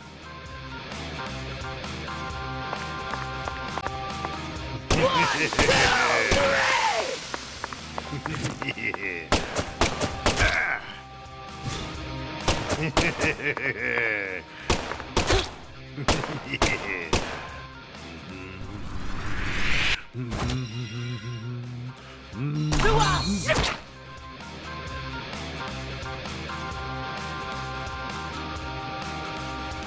execution! Resistance is futile. Your fate is sealed.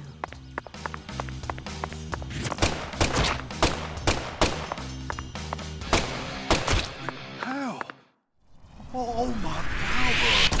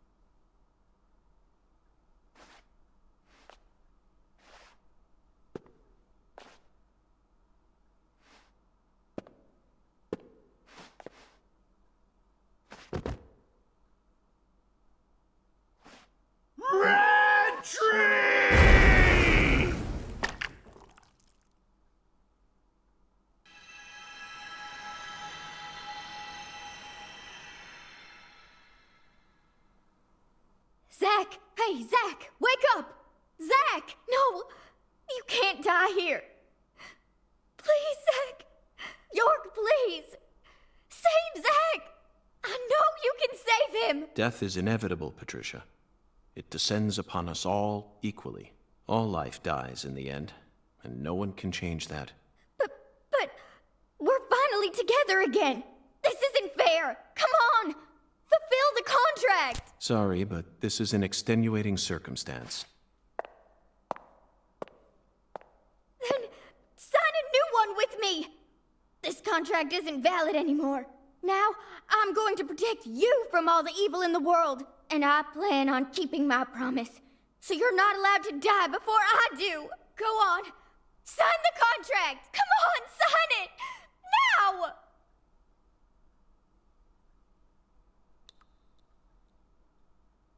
Are you sure you're prepared for everything that entails?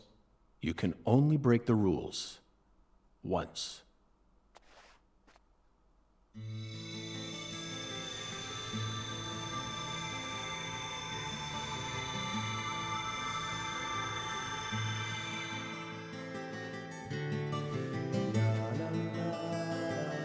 Listen to me, Patricia. When Zach wakes up, I want you to tell him something. This is our final farewell. Thank you so much for all you've done.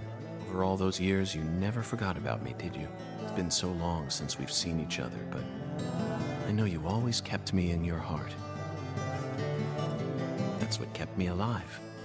I owe it all to you, Zach. Thank you. And goodbye.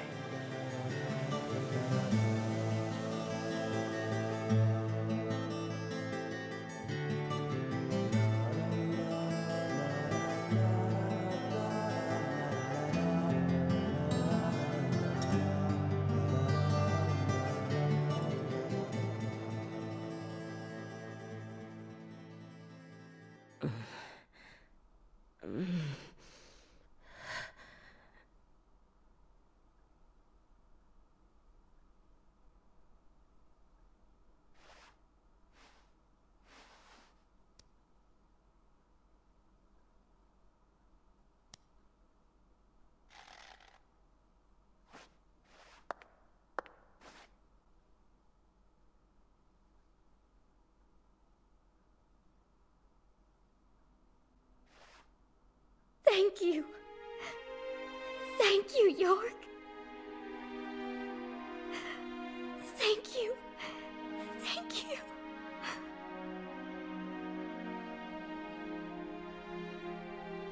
He who fights with monsters should see to it that he himself does not become a monster. And if you gaze long into an abyss, the abyss also gazes into you.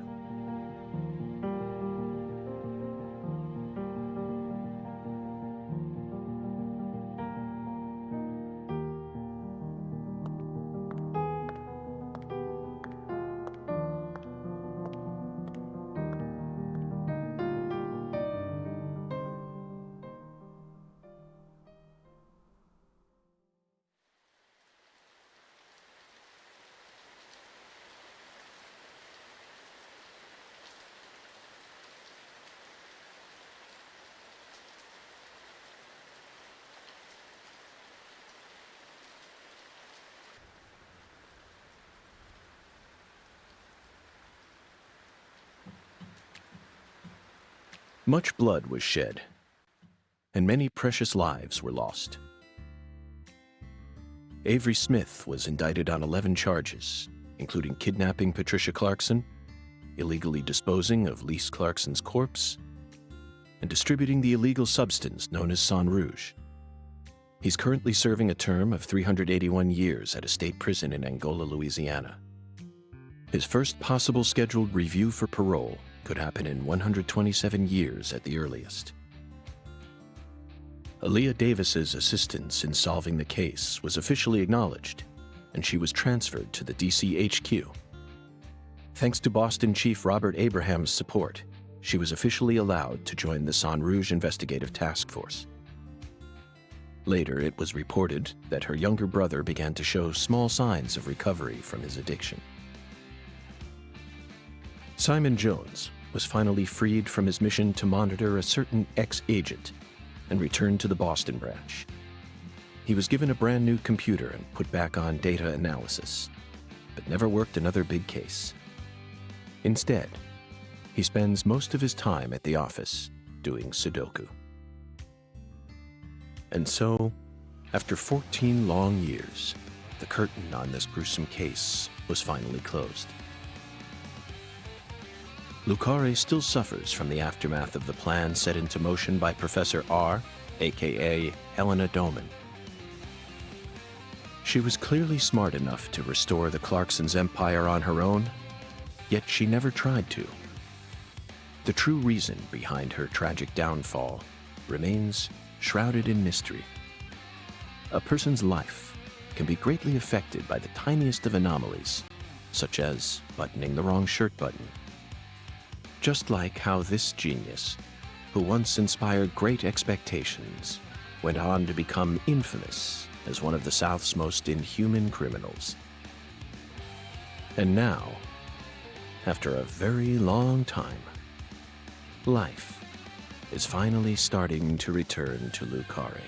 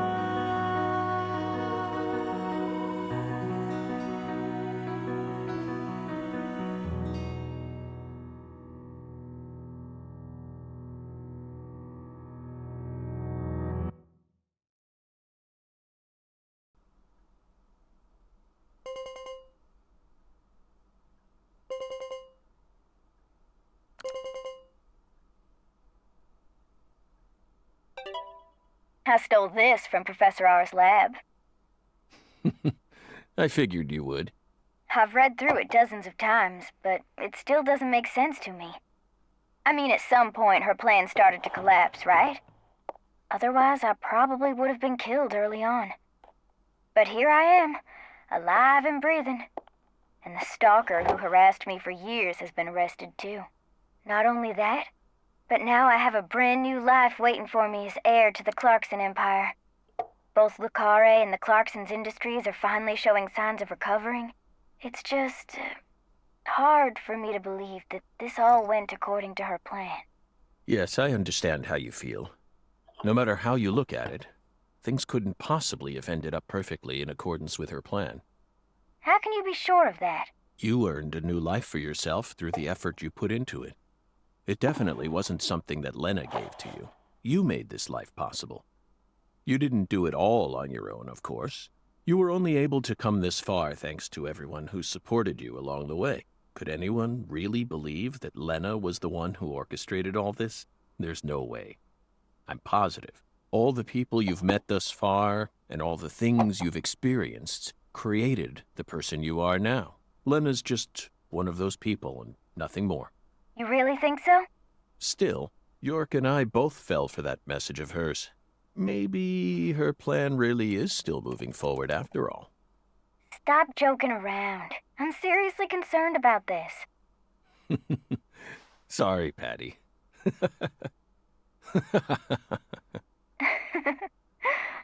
What am I going to do with you, Zach? By the way, did you change your hair color back in order to signify some important decision you made? Yeah, I guess I did. After losing everything, I finally found my true self. So I've decided to accept everything that comes to me from this point on. I think that color looks great on you. Really? Thanks, Zach. I'll never give up. I'm determined to overcome my cursed blood, whatever it takes. And you will. That's why York chose you to be his assistant, you know. He always knew you had it in you. Wow, he really thought that highly of me? Suddenly I feel really motivated now. This is crazy. I don't even know what I should get started with first. Now that's the Patricia Clarkson I know. Oh, I got it. I want to go and get one of Alexis's chocolate sundaes.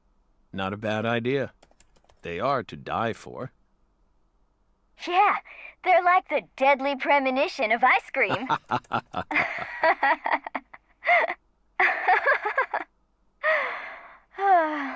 Well, so long, Zach. I'll come visit you next summer. Louisiana summers are just too hot for me to handle. You're always welcome here. Bye now.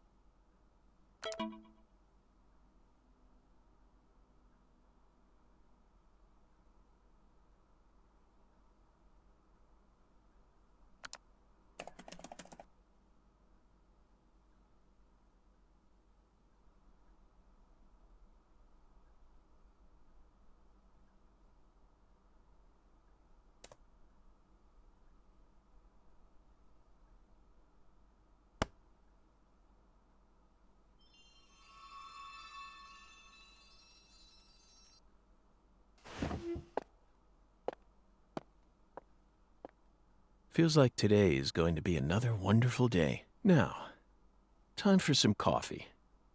No matter what the plan is, coffee should always come first. Isn't that right, Emily?